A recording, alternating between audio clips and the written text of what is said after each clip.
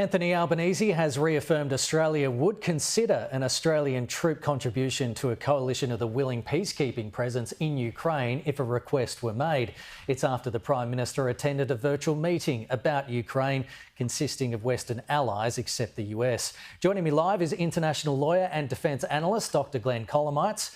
Glenn, thanks so much for your time. This whole argument about whether Australia should send a peacekeeping force or not, we'll get to that, but we actually have to get to a ceasefire in the first place.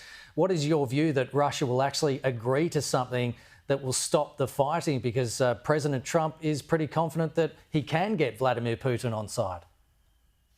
Kenny, history is very telling here. The starting point is that without peace, there can be no keeping. And Putin, unless Putin addresses, or unless his root causes of the conflict are addressed, that's that NATO expansion, which they won't be, then any peacekeeping force on the ground will very quickly evolve into a kinetic conflict. So the prospects of a lasting peace are very minimal, and the prospects of a legitimate ceasefire are very minimal right now.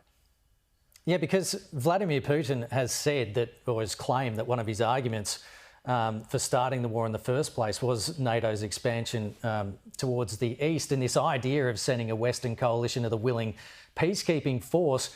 Wouldn't Russia just view that the same as NATO in Ukraine? Putin won't tolerate NATO boots on the ground. He's suggested a couple of countries in the BRIC relationship, so countries that he's aligned with. But look, he won't tolerate NATO on the ground. That would look like a NATO expansion.